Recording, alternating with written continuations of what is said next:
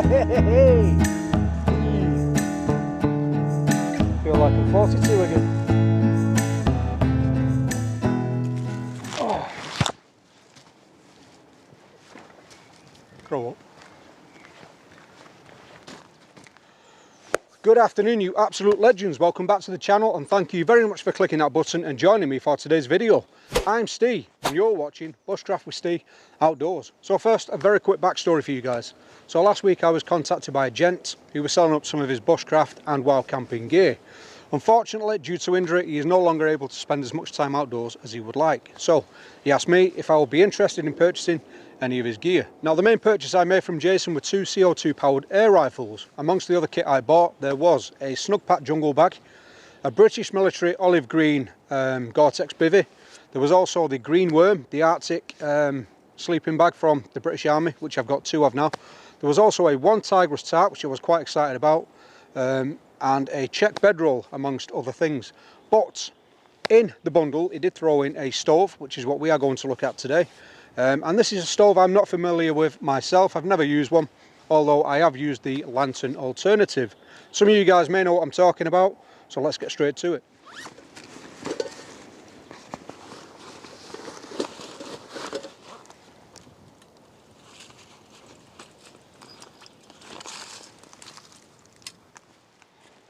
And this, ladies and gents, is the stove in question. And today we are going to be taking a closer look at the portable one-piece outdoor gasoline stove from BRS. Let me demonstrate its specifications. What a crap bleeding name for that. Could have come up with like the Fire Blister 5000 or something. Now guys and girls, don't worry, I can hear you. I can hear what you're shouting at the TV currently. That is a Coleman stove if I ever did see one. And you would be right to assume just that, as this type of stove is synonymous with the American brand Coleman, who also manufacture these stoves themselves and also specialise in the dual fuel lanterns. And when I went away to research this stove and find out a little bit more about it, this does look to be a direct copy of the feather stove from Coleman.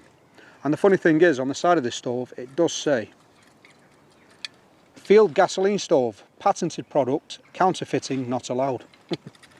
Now, going off the manufacturer's specifications alone, I can tell you that this does have a couple of benefits over the Coleman original. One, it is a little bit lighter, and two, it is a little bit cheaper than the feather stove depending on where you shop.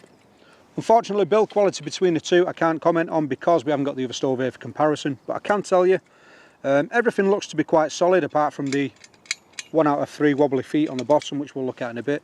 But it doesn't look cheap, it doesn't look chintzy, and it looks to be a direct copy of the Coleman stove. And I can tell you that I have had no trouble with this running it over the last week. Let's take a closer look.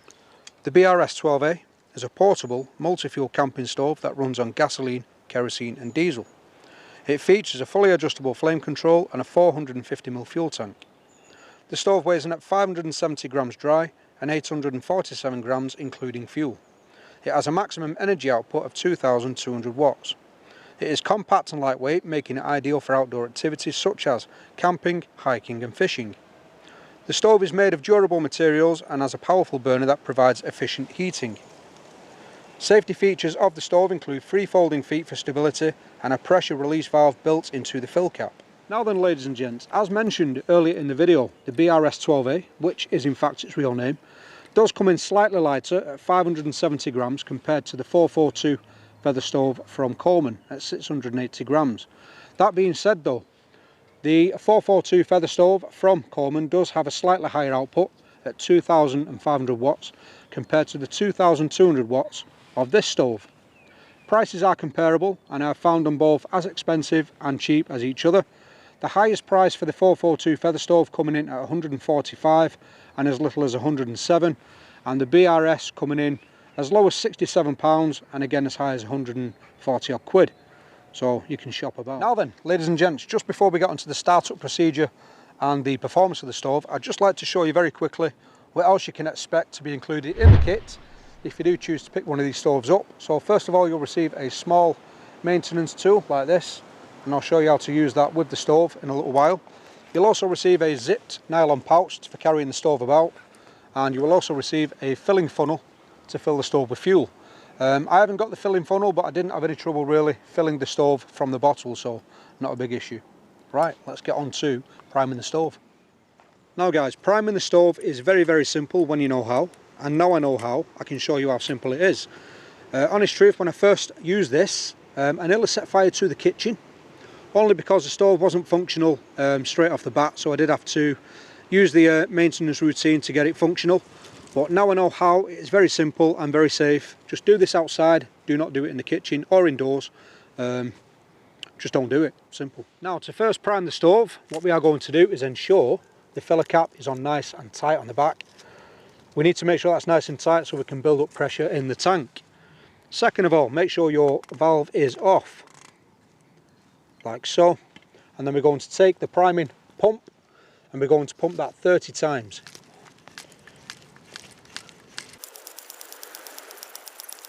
The next step involves dispelling a tiny little bit of fuel from this brass nozzle down at the bottom of the stove. And to show you that more easily, I've removed the heat plate. So very slowly and very carefully, we're going to open that adjustment valve now and just watch for a tiny bit of fuel leaking from this nozzle. That will fill the bottom of the plate up, and then we can ignite that to prime the stove.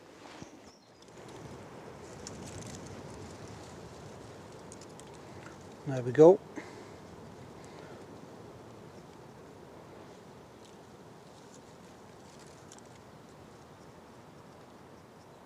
We'll just fill the bottom of that pan up and reclose that valve. With the heat shield now in place, you can ignite the fuel in the bottom of the pan using either a fire steel or a lighter or a match. Today we're going to do it with the fire steel.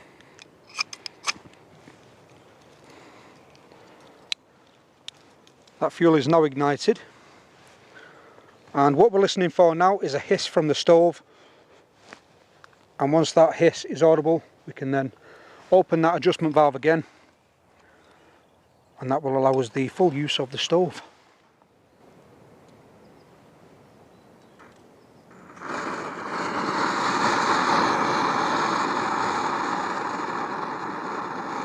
And that is a stove fully primed, running and ready to use. Now once the stove is running, that is ready to use straight away. And the good thing about the fold out pot supports on this stove is it makes it easy to use any sort of size pots, from something as small as your Crusader cup, like so. That will sit on there nicely. And for larger pots like the Tatonka 1.5 litre pot we've got here. I think today we're going to cook some noodles. Get a brie one in the woodland, be rude not to.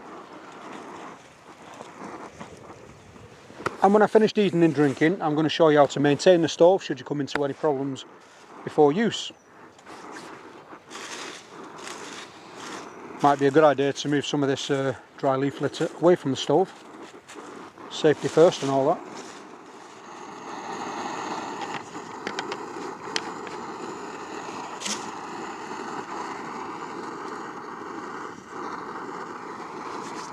See how long that takes to boil.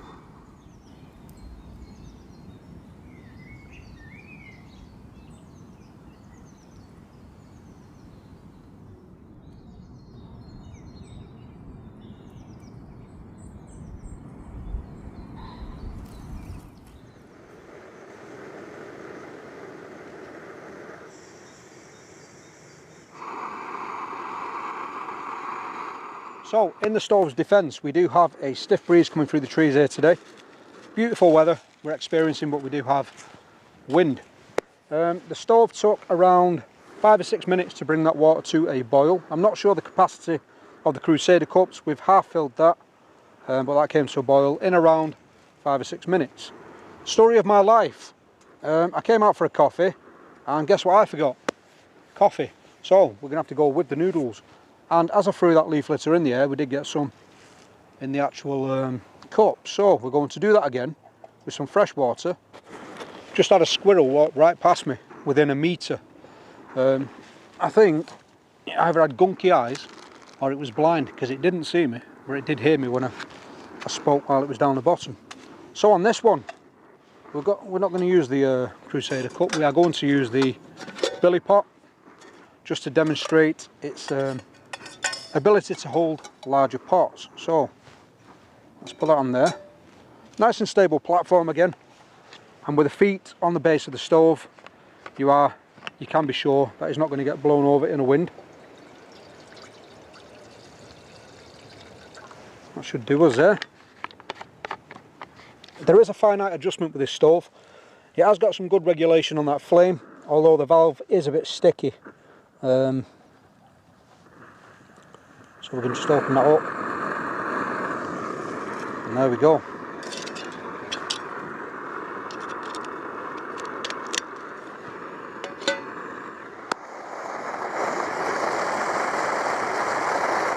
So guys and girls, today we are on the coca noodles.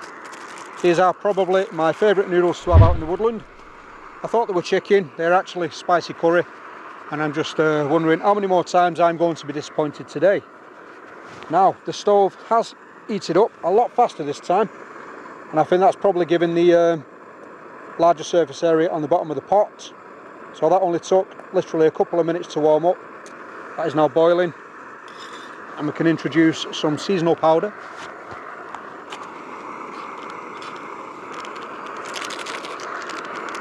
Got squirrels galore in this woodland today. Some of them are being quite brave, coming up, seeing what I'm doing. Not on the menu today, although squirrel and spicy noodles. What do you reckon, guys?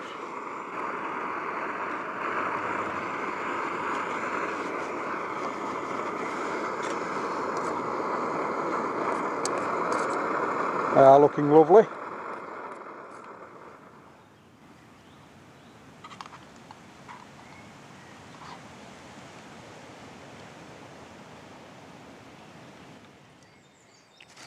Right, ladies and gents, let's go over the routine maintenance of this stove. Now, there will come a point in time where you come to use your stove and you'll find it's not functioning the way it did last time you used it. Reason could be you've used less than premium fuel in the stove, you've left it standing in storage for a long time, things have become carbonised, clogged, and it's just not functioning the way you remember it to be. Now, that doesn't pertain to this stove. Unfortunately, all these stoves suffer from the same sort of affliction, but there is a routine we can follow step by step to get this stove back up and functional. So in the kit you will receive a small tool like this, and this has all the tools on here to get this stove back up and running. Now, the first tool we are going to use is the spanner, and we're going to use that on this brass adapter here. So we can just unloosen this, and inside here you'll find a steel braided cable. You might get a little bit of fuel coming out of here as well. Put that somewhere safe, don't lose that. And then we can proceed to pull the cable out. And then all we're doing with this, using it as a ramrod, in and out like a steel brush, and that will just clean any carbon deposits from inside the brass chamber that runs over the stove. Just here. Do that around 30 times, and then reseat that back in. And replace your brass nut. Give that a nip up with the spanner.